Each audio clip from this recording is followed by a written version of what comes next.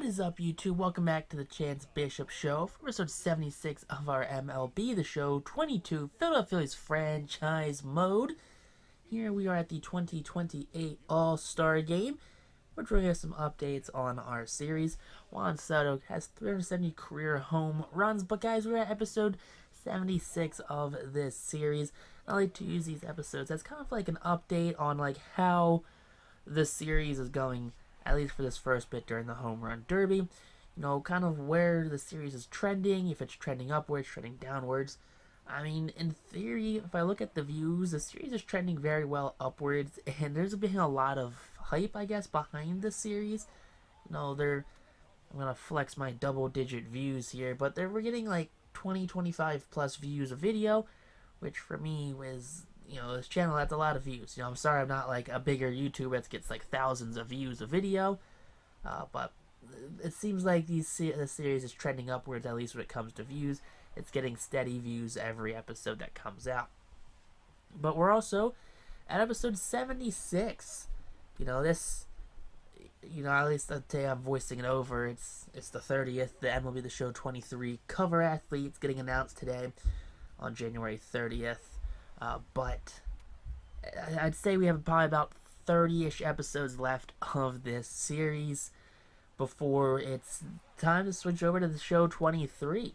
The reason why I say 30th, because that's not going to drop, you know, right when the new game comes out, just because I want some time for the roster creator people, you know, those guys to, you know, have the ability to create new rosters, to update all that stuff before we start a new series. I don't want to start a series with like a half-finished roster. I want all the prospects and all that fun stuff going into the show 23. Now, that's just what I want. We have, take a look at Bryce Harper right there, 588 career home runs. He's going to hit the 600 home run club. He's 12 away. I mean, he's going to hit 600 by the end of the season. I guarantee it. Spoiler alert, I forgot to pay attention to that episode.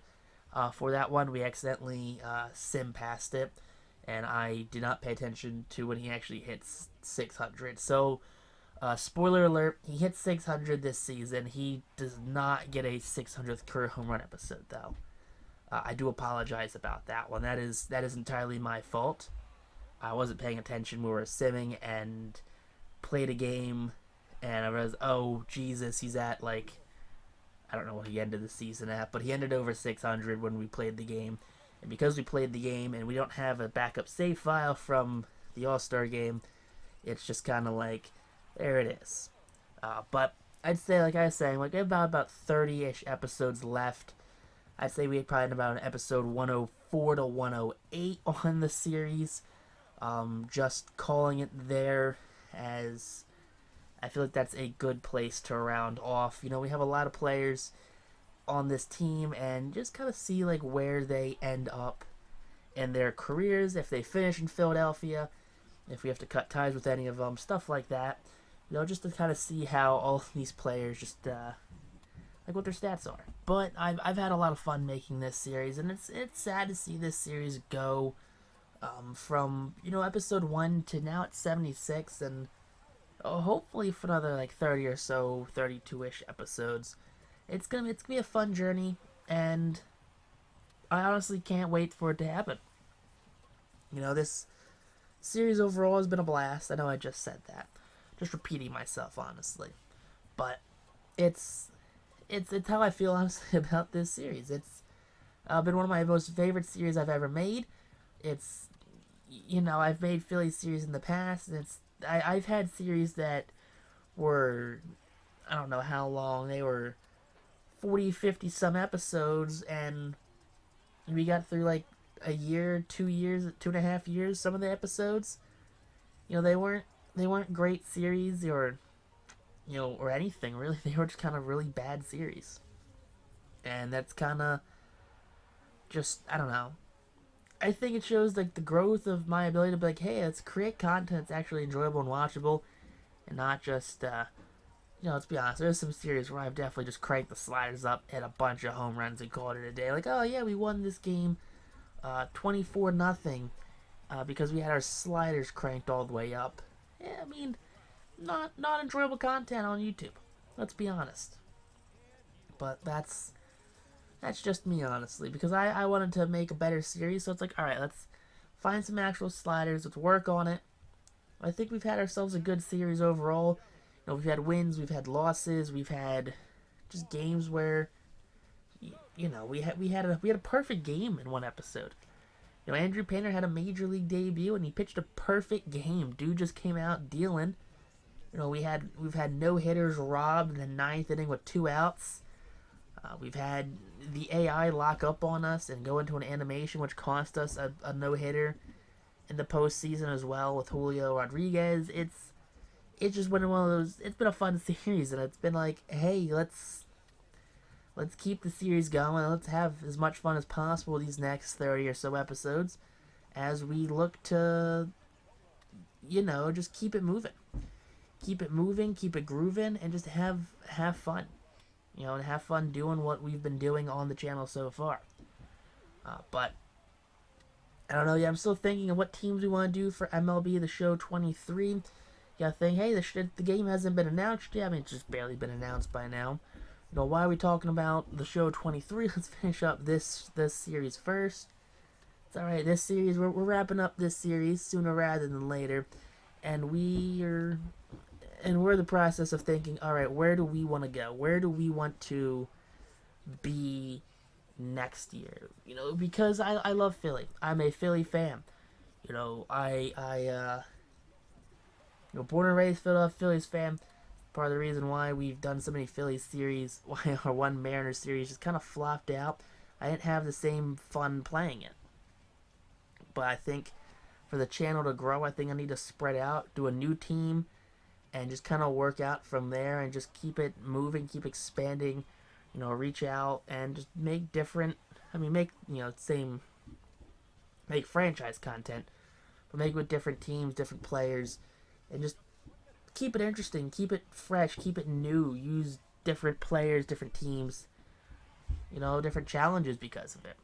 You know, I think maybe next year we go with a team like the Rockies, something like that, where it's like, wow, this team's awful. This team spent $25 million in free agency in, you know, the 2023 free agency. They brought in Jose Urena, and they brought in one other person. Spent like $25 total million. And then he had the Yankees spend $600 million.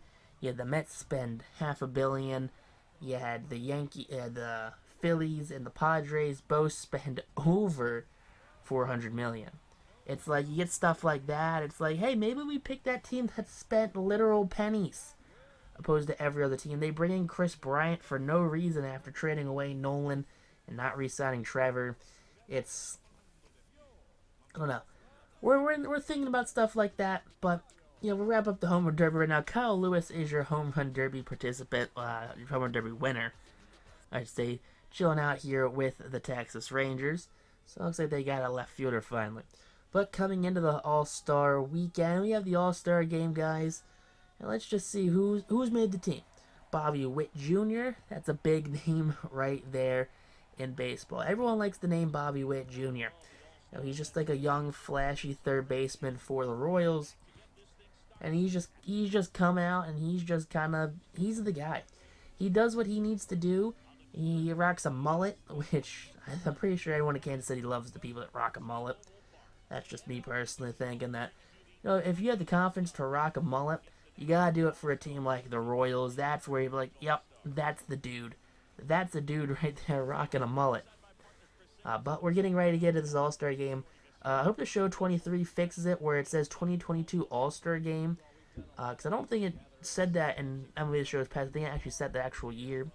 But taking a look at the lineups, or at least the starting lineups for the American National League All-Star teams. Philadelphia, bunch of All-Stars.